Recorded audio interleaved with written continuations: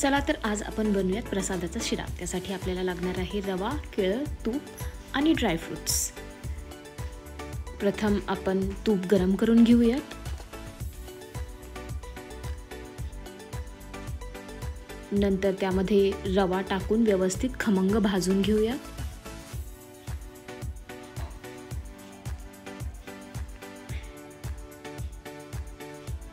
रवा खमंग भाजला की त्यामध्ये किशमिश आणि काजू टाकून परतून घेऊयात।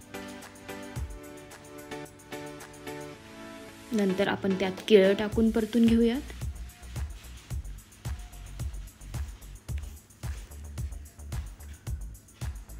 हे परतून झाल्यावर आपण यामध्ये 1.5 वाटी गरम पाणी आणि 1.5 वाटी गरम दूध टाकूयात। नंतर यामध्ये वेलची पूड टाकूयात आणि कापलेले ड्रायफ्रुट्स टाकूयात। हे मिक्स करून घेऊयात व्यवस्थित।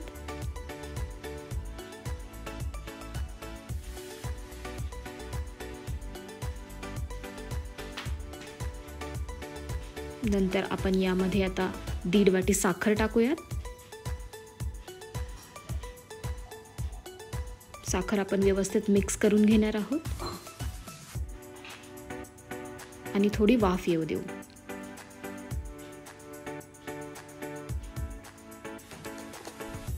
अशा पद्धतीने आपला प्रसादाचा शिरा रेडी आहे।